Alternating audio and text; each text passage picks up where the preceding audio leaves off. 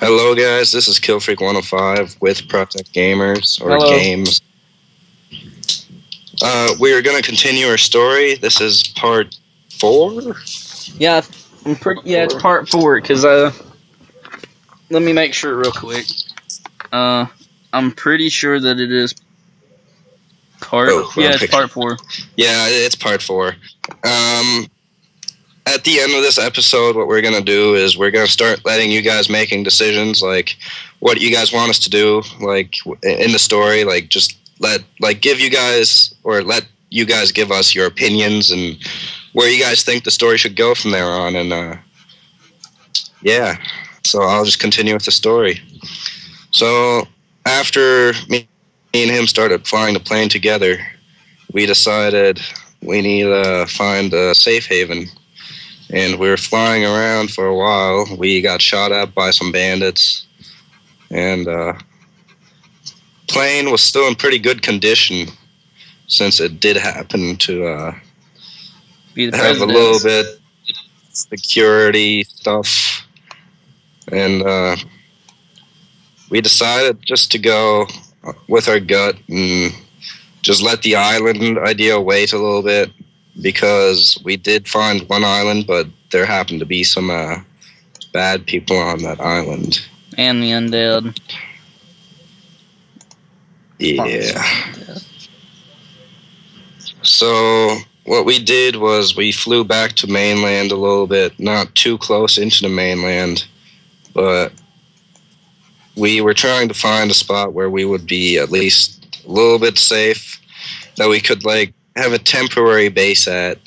But me and Project are just flying the plane, and we just start talking to each other, have a little bit of conversation while we're flying the plane, put the plane on autopilot and just slack out a little bit, see where it takes us, and enjoy our lives while we can and while we're safe in the air. Isn't that right, Project? Oh yeah. But and then we start to realize something, because we have been flying around for quite some time, ain't we? For like a week or so without stopping. Yeah. And we hadn't had time to fuel up on our last stop, since we were basically running for our lives to get back to the plane. And we were running out of fuel, so we had to make an emergency stop quick, or we would definitely fall to our doom, because who knows what could have happened to the wildlife in the ocean. I mean, the zombie virus was going around pretty quick, and I mean, a nuke hit. A nuke. How me and Killfreak didn't get affected, we don't know. Well, we were in our houses all the time, wasn't paying attention, and apparently I was in a bomb shelter. Because remember, as I said before, everything was barred. I didn't know what was happening. Well, same thing with Killfreak, except he kind of knew what was happening. Ain't that right, Killfreak? Yeah, I both sort of didn't really have an idea. We thought a hoax, so... But, yeah. As I'm gonna say, we were about to fall to our deaths or make an emergency stop. Killfreak, what did we do? So what we did was we decided, Remember, hey, we've still got a parachute too. We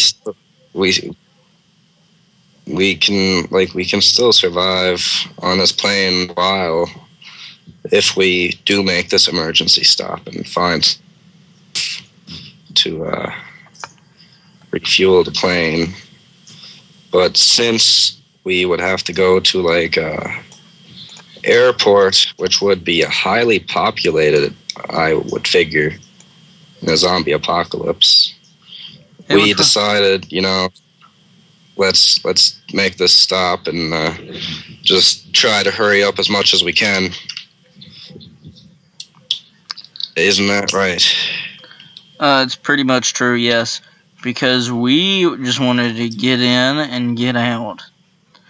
But on our way in, it looked pretty nice, and pretty quiet, actually, pretty remote. So we thought, why don't we just make a base here temporarily until we had the fuel tanks filled and we packed extra fuel. And I mean, Killfreak thought it wasn't a bad idea. I mean, it looked pretty empty and pretty safe at the moment. Ain't that right, Killfreak? Yeah, it did look like a good spot to have that temporary base build. Until we realized something. We realized that, like, we were in an airport. There was fences all around because airport security measures and stuff like that.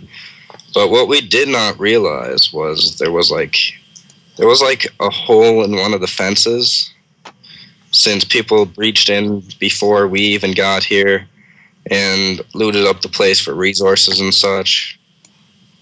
And I mean, the place was a bloody mess. And I'm not saying that ironically to sound like a British guy or nothing, but it was brutal and everything. There was signs of blood everywhere, and I don't know how the people who survived there for as long as they did even did, because you can tell that there was something going on there. And we didn't realize nothing until we started walking into the building. And after we were on our way out to scope the place, the zombies we figured out, were attracted from noise because we watched The Walking Dead. We were prepared for this situation, as we have both said forever, since the day we were born, kinda. And therefore, whenever somebody had the megaphone, like the microphone going on loudly for the whole airport to hear, they were watching from the cameras, and then that's when we knew we were not alone. Indefinitely not alone. And this is around the time when I passed out because I didn't know what to do. And Killfreak will tell you what happened because I woke up back on the plane. So what basically happened while he was passed out from exhaustion, he hasn't slept for a while because he was mainly flying the plane and I was resting because I had to hike all the way up to where I found the helicopter previously. But I heard the voice on the megaphone, and I realized that it was one of those small souvenir shops in the airport kind of thing. And there was a person on the speaker, and I guess this person was not very happy with us being there and such, and tried to get us killed. And so what I basically did was I took one of those there was empty cars all around this place, and one of them happened to be an ambulance, and I opened the back of the ambulance looking for supplies, scavenging, but then the sound went off, and I just freaking hauled that bed out of the ambulance, and I basically threw Project onto it. And Who's Dakota? I don't know. I was thinking. I haven't slept in I don't know how long. Shh. I understand. I passed out. And I basically threw Project on there. And so I just freaking hauled ass all the way down to the plane. And there was a swarm of zombies right fucking behind us. He did not realize this because he was passed out solid as a rock. And hauled ass back to the plane. And I'd freaking threw him on board the plane while I was freaking shooting the zombies behind us. And surprisingly, he actually didn't wake up from the gunshots, but I'd figure as much if he didn't wake up from the microphone. And we were just booting it. And we actually made it out of there alive. We didn't Did we think